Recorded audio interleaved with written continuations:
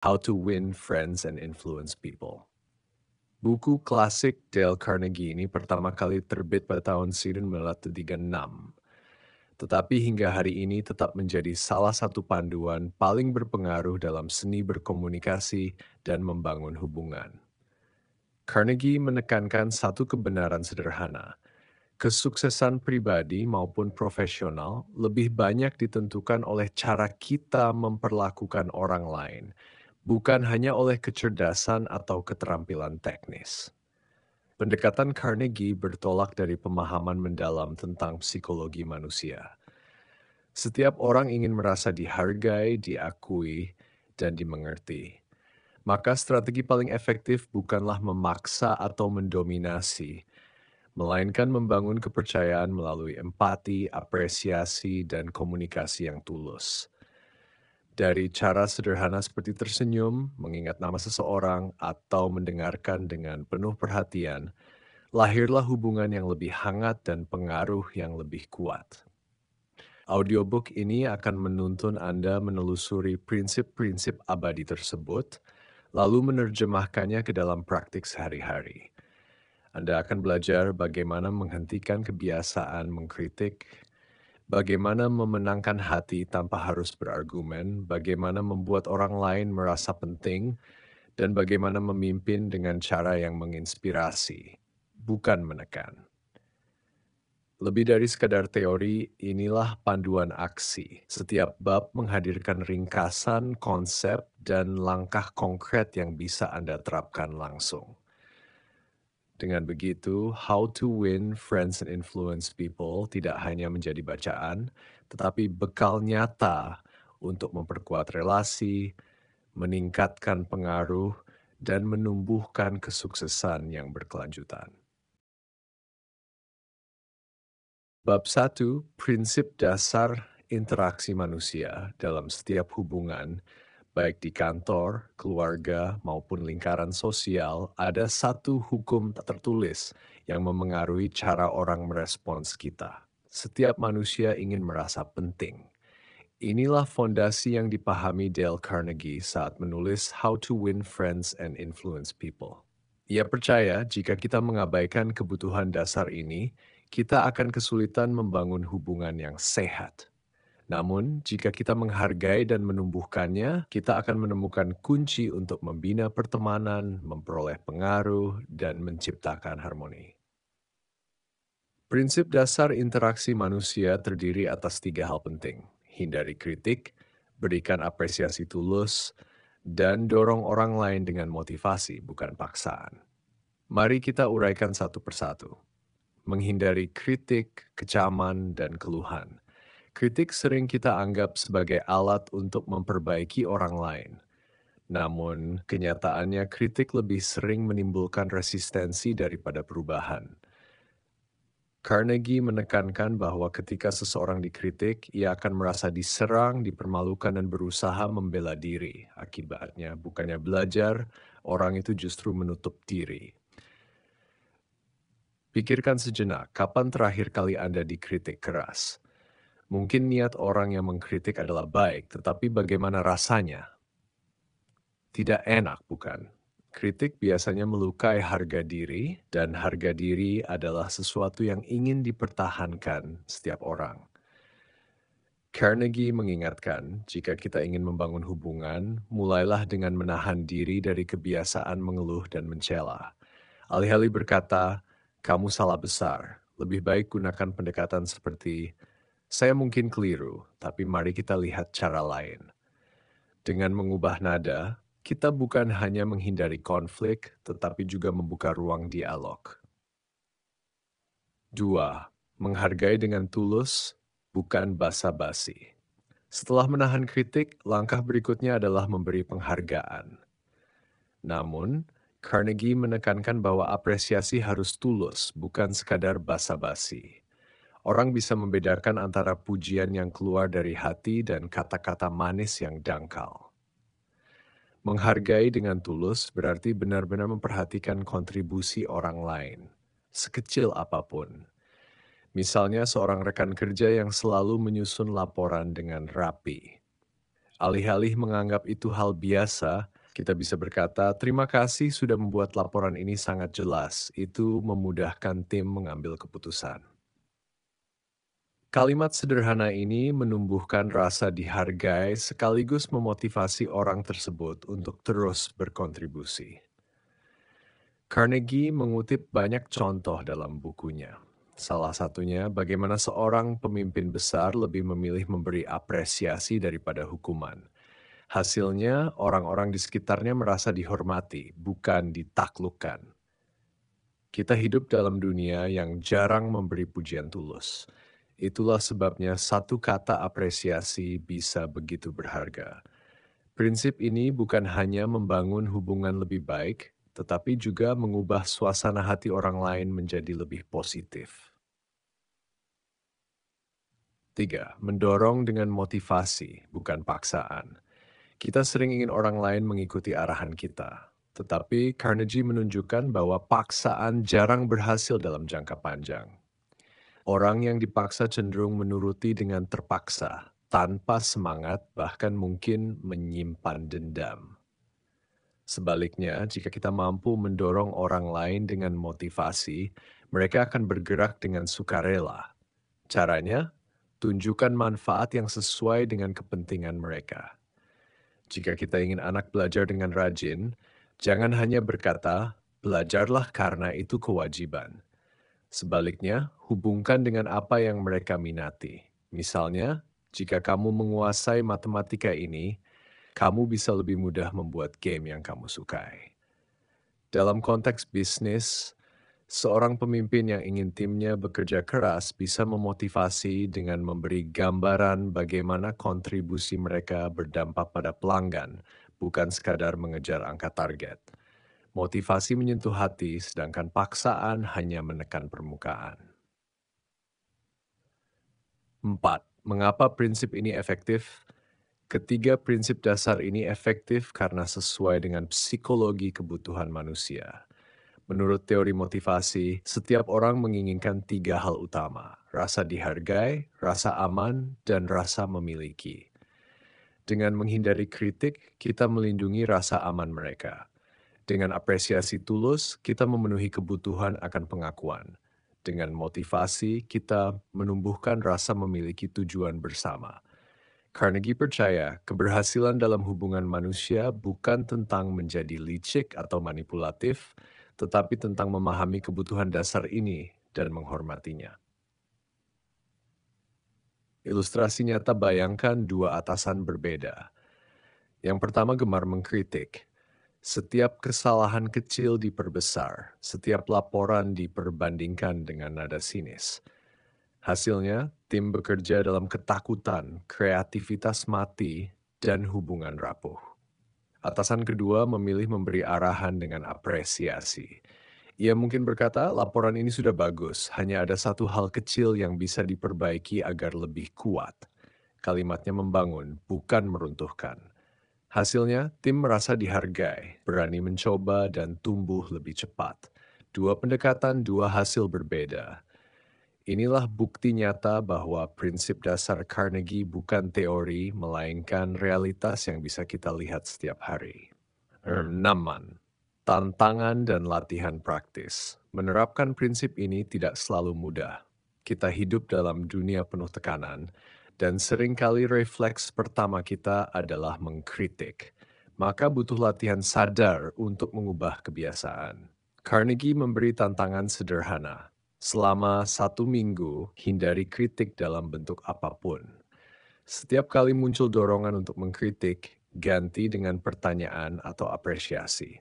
Misalnya, alih-alih berkata, "Kamu selalu terlambat," ubahlah menjadi, "Apa yang bisa kita lakukan agar lebih mudah datang tepat waktu?" Selain itu, latihlah diri untuk memberi satu apresiasi tulus setiap hari. Catat dalam jurnal siapa yang Anda hargai, apa alasannya, dan bagaimana reaksi mereka. Catatan ini bukan hanya melatih Anda, tetapi juga memberi bukti nyata bahwa prinsip ini bekerja. Relevansi di era modern. Meski ditulis hampir 1 abad lalu, Prinsip dasar interaksi manusia ini tetap relevan hingga sekarang. Di era digital, kritik sering meluas lebih cepat melalui media sosial, kadang tanpa konteks. Apresiasi yang tulus justru menjadi lebih langka. Dengan menerapkan prinsip Carnegie, kita bisa tampil berbeda, menjadi pribadi yang menghangatkan, bukan menghakimi. Entah dalam email kerja, percakapan daring, atau interaksi langsung, satu kata apresiasi bisa membuka pintu yang tidak bisa dibuka dengan 1000 kata kritik. Penutup bab 1, prinsip dasar interaksi manusia sesungguhnya sederhana, tetapi dampaknya luar biasa. Hindari kritik, berikan apresiasi tulus, dan dorong dengan motivasi, bukan paksaan. Dengan menjalankannya, kita tidak hanya memenangkan teman, tetapi juga membangun pengaruh yang sehat dan berkelanjutan. Carnegie menunjukkan bahwa seni berhubungan dengan orang lain bukanlah teknik sementara, melainkan gaya hidup. Dan gaya hidup itu dimulai dari hal-hal kecil yang bisa Anda terapkan hari ini. Menahan kritik, memberi pujian yang tulus, dan menginspirasi orang lain dengan motivasi. Jika Anda mempraktikkan prinsip ini secara konsisten, Anda akan menemukan bahwa orang bukan hanya lebih mudah menerima ide Anda, tetapi juga lebih tulus ingin berjalan bersama Anda. Itulah inti. Bab 2. Seni disukai orang. Setiap manusia tanpa memandang usia, profesi, atau latar belakang memiliki kerinduan yang sama, ingin disukai. Keinginan ini bukan soal kesombongan, melainkan kebutuhan psikologis yang melekat. Kita semua ingin diterima, dihargai, dan dipandang positif oleh orang lain. Dale Carnegie menyadari bahwa salah satu kunci pengaruh adalah kemampuan membuat orang menyukai kita secara alami, bukan karena paksaan. Dalam bab ini, kita akan menelusuri seni sederhana namun kuat untuk membangun kesan yang hangat. Carnegie menekankan bahwa menjadi pribadi yang disukai bukanlah bakat bawaan, melainkan keterampilan yang bisa dilatih. Mari kita uraikan beberapa prinsip yang membuat seseorang mudah disukai, serta bagaimana Anda bisa mempraktikkannya dalam kehidupan sehari-hari. Senyum. Bahasa universal yang menghangatkan, Carnegie sering mengingatkan bahwa senyum adalah investasi kecil dengan imbal hasil besar. Senyum tulus tidak membutuhkan biaya, tetapi mampu mencairkan suasana tegang, menumbuhkan keakraban, dan membuat orang merasa diterima. Senyum bukan sekadar ekspresi wajah, ia adalah sinyal emosional yang menyampaikan kehangatan. Dalam interaksi pertama, senyum menentukan kesan awal. Sebuah senyum yang tulus dapat membuka pintu percakapan, bahkan sebelum satu kata pun terucap. Latihan sederhana setiap kali bertemu orang, baik di kantor, toko, atau bahkan lift, biasakan tersenyum dengan tulus. Rasakan bagaimana suasana hati Anda berubah dan bagaimana orang lain merespons lebih hangat. 2. Ingat nama. Musik terindah bagi seseorang. Carnegie menulis, nama seseorang adalah suara terindah dalam bahasa apapun. Ketika Anda mengingat dan menyebut nama seseorang, itu menunjukkan perhatian dan rasa hormat. Orang merasa dirinya dihargai sebagai individu, bukan sekadar bagian dari kerumunan. Bayangkan Anda datang ke sebuah acara dan pembicara utama menyapa dengan menyebut nama Anda. Seketika ada rasa kedekatan yang terbentuk. Padahal yang ia lakukan hanyalah mengingat nama. Praktikan kebiasaan ini dengan mencatat nama orang yang baru Anda kenal, menyebutnya dalam percakapan, dan menggunakannya dengan tulus. Jangan berlebihan sehingga terasa dipaksakan. Jangan cukup gunakan di momen-momen alami. Jadilah pendengar yang baik. Kebanyakan orang lebih suka berbicara daripada mendengar. Namun, Carnegie mengajarkan bahwa salah satu cara paling efektif untuk disukai adalah menjadi pendengar aktif. Ketika seseorang berbicara, sebenarnya yang ia inginkan bukan hanya menyampaikan informasi, tetapi juga merasa didengar. Latihan mendengar aktif melibatkan kontak mata, anggukan kecil, serta pertanyaan lanjutan yang menunjukkan ketertarikan. Misalnya, ketika rekan bercerita tentang liburan, jangan hanya menjawab, "Oh, bagus ya." Tanyakan lebih lanjut, apa bagian paling berkesan dari perjalanan itu? Dengan begitu, orang merasa dihargai. mendengar dengan tulus membuat Anda berbeda, karena dunia modern penuh dengan distraksi dan orang yang sibuk memikirkan jawaban sendiri. 4. Tunjukkan minat tulus pada orang lain. Carnegie menegaskan, untuk disukai, Anda harus lebih dulu menunjukkan minat tulus pada orang lain. Minat tulus berbeda dengan kepura-puraan. Ia lahir dari rasa ingin tahu yang asli terhadap kehidupan, pengalaman, dan perspektif orang lain. Caranya sederhana. Tanyakan pertanyaan terbuka, ingat detail penting dari cerita mereka, dan hubungkan percakapan berikutnya dengan informasi itu. Jika seseorang bercerita tentang hobinya memelihara bonsai, tanyakan lagi di kesempatan lain. Bagaimana perkembangan bonsai Anda? Pertanyaan kecil ini menunjukkan bahwa Anda benar-benar peduli. Minat tulus membuat orang merasa dihargai bukan karena peran atau statusnya, tetapi karena dirinya sendiri. 5. Bicara dengan bahasa, minat. Mereka seni disukai juga terletak pada kemampuan berbicara dalam bahasa minat orang lain. Carnegie memberi contoh, jika seorang anak kecil baru saja mendapatkan kucing, berbicaralah tentang kucing itu. Jika seorang kolega sedang menekuni fotografi, tanyakan pengalaman memotret. Setiap orang memiliki dunia kecil yang penuh makna baginya. Ketika Anda masuk ke dunia itu dengan rasa ingin tahu, Anda membangun jembatan emosional yang kuat. Orang akan lebih senang berinteraksi dengan Anda karena merasa dipahami. 6. Buat orang lain merasa penting. Salah satu kebutuhan manusia yang paling mendalam adalah merasa penting. Namun, seringkali orang mengabaikan kebutuhan ini dalam interaksi sehari-hari. Carnegie mengajarkan bahwa jika Anda mampu membuat orang merasa penting secara tulus, mereka akan menyukai Anda. Cara praktisnya, ucapkan terima kasih dengan spesifik, beri pengakuan atas kontribusi, dan jangan segan menunjukkan rasa hormat. Jika seorang staf membantu Anda menyelesaikan pekerjaan, katakan, "Terima kasih, pekerjaan Anda membuat proses ini jauh lebih cepat." Kata-kata sederhana ini bisa memberi energi positif yang bertahan lama. 7. Menghindari perang ego. Banyak orang kehilangan simpati karena terjebak dalam perang ego. Ingin terlihat lebih pintar, lebih berpengalaman, atau lebih hebat daripada lawan bicaranya. Seni disukai justru menuntut kerendahan hati.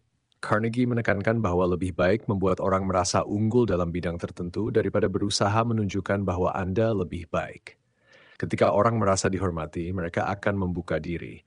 Sebaliknya, jika mereka merasa dipermalukan, hubungan akan renggang. 8.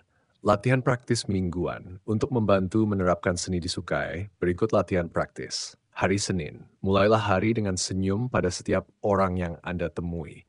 Hari Selasa, fokus untuk mengingat dan menyebut nama dalam percakapan. Hari Rabu, latih diri menjadi pendengar. Ajukan minimal 3 pertanyaan lanjutan saat berbincang. Hari Kamis, tunjukkan minat tulus pada topik yang digemari orang lain. Hari Jumat, cari kesempatan membuat orang lain merasa penting melalui apresiasi. Akhir pekan, refleksi, tulis di jurnal siapa yang paling merespons positif sepanjang minggu. Dengan latihan kecil namun konsisten, perlahan Anda akan membentuk reputasi sebagai pribadi yang hangat dan menyenangkan. 9. Relevansi di dunia modern. Walaupun buku ini ditulis hampir 1 abad lalu, seni disukai tetap relevan. Di era digital, di mana interaksi sering terjadi lewat layar, senyum bisa diterjemahkan melalui sapaan ramah dalam pesan, penggunaan nama orang dalam email, atau emoji sederhana yang menambah nuansa hangat. Menjadi pendengar aktif kini juga berarti memberi perhatian penuh saat video call, bukan multitasking dengan layar lain. Tunjukkan minat tulus pada kolega dengan menanyakan kabar keluarga atau hobi mereka, bukan hanya pekerjaan. Prinsip Carnegie tetap abadi karena ia berakar pada sifat dasar manusia, kebutuhan untuk dihargai, didengar, dan dipandang penting. Penutup bab 2. Seni disukai orang bukanlah sihir instan, melainkan keterampilan sosial yang dibangun dengan sikap tulus. Dengan senyum, mengingat nama, mendengar dengan penuh perhatian, menunjukkan minat tulus, berbicara dalam bahasa minat orang lain, membuat mereka merasa penting, dan menghindari perang ego, Anda akan menemukan bahwa orang-orang lebih terbuka, lebih ramah, dan lebih bersedia berjalan bersama Anda. Carnegie menekankan, jika ingin disukai berhentilah mengejar simpati secara egois. Sebaliknya, fokuslah memberi. Disukai adalah konsekuensi alami ketika Anda menempatkan orang lain sebagai pusat perhatian. Inilah seni yang sederhana, tetapi luar biasa kuat. Seni yang menjadikan Anda bukan hanya teman yang menyenangkan, tetapi juga pribadi yang berpengaruh. Bab 3. Membuat orang melihat cara pandang Anda. Setiap hari kita terlibat dalam percakapan, rapat, negosiasi, bahkan diskusi santai di meja makan.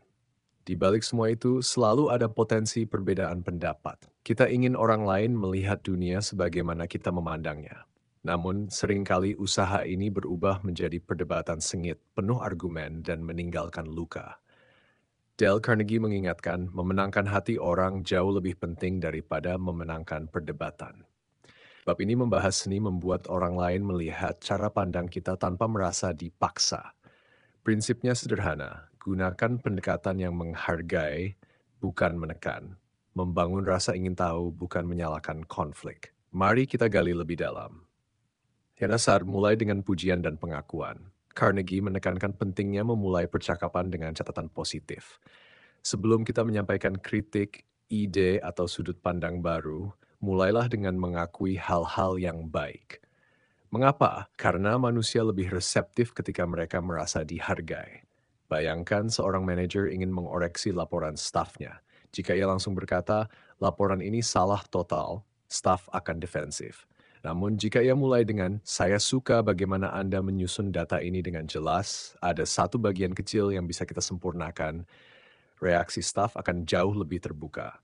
Pujian bukan sekadar formalitas. Ia berfungsi sebagai pintu masuk yang membuka hati sebelum kita mengetuk pikiran.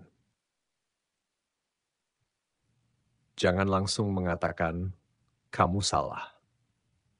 Tidak ada orang yang suka dianggap salah, meski faktanya memang demikian.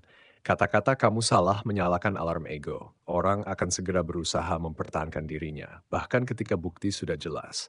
Carnegie menyarankan mengganti pendekatan konfrontatif dengan pertanyaan atau pernyataan yang lebih lembut seperti, saya mungkin keliru, mari kita lihat bersama.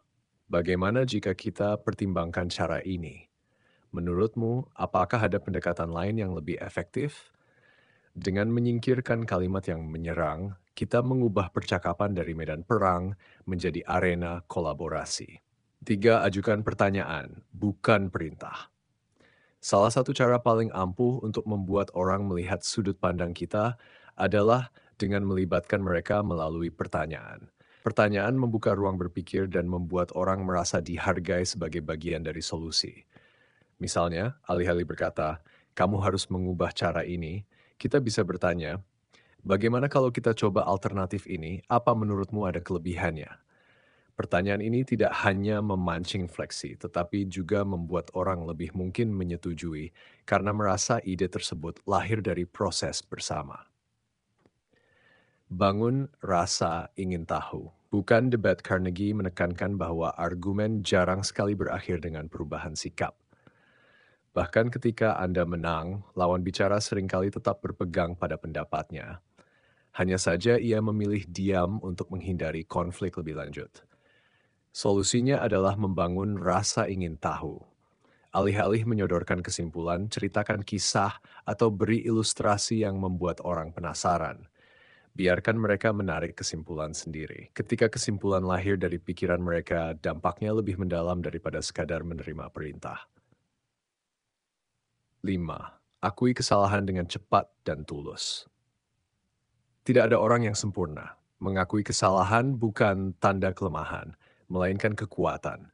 Ketika Anda dengan cepat dan tulus mengatakan, saya salah, orang lain akan lebih mudah menerima argumen Anda di lain kesempatan.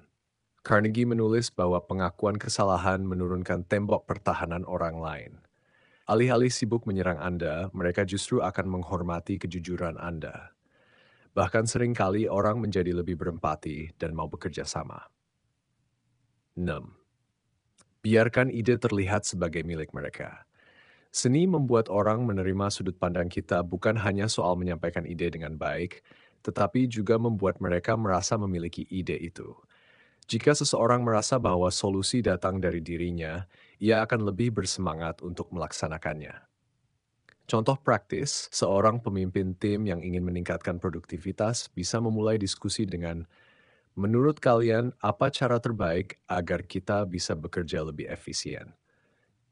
Dari diskusi itu, ia bisa mengarahkan dengan pertanyaan-pertanyaan hingga tim menyarankan ide yang sebenarnya sudah ia pikirkan. Hasilnya, ide diterima dengan antusias karena tim merasa itu adalah hasil pemikiran bersama. 7. Cerita nyata sebagai alat persuasif. Carnegie tahu bahwa fakta dan logika sering kalah dengan kekuatan cerita. Kisah nyata mampu menggerakkan hati sekaligus membuka pikiran. Jika Anda ingin orang lain melihat pentingnya disiplin, alih-alih memaparkan teori, ceritakan pengalaman pribadi atau kisah seseorang yang berhasil karena disiplin. Cerita menghadirkan gambaran konkret yang mudah diingat dan sulit dibantah. Latihan praktis untuk minggu ini. Untuk menerapkan prinsip membuat orang melihat cara pandang kita, coba latihan berikut. Hari Senin, mulailah setiap percakapan dengan satu pujian tulus. Hari Selasa, hindari kalimat "kamu salah". Ganti dengan pertanyaan terbuka.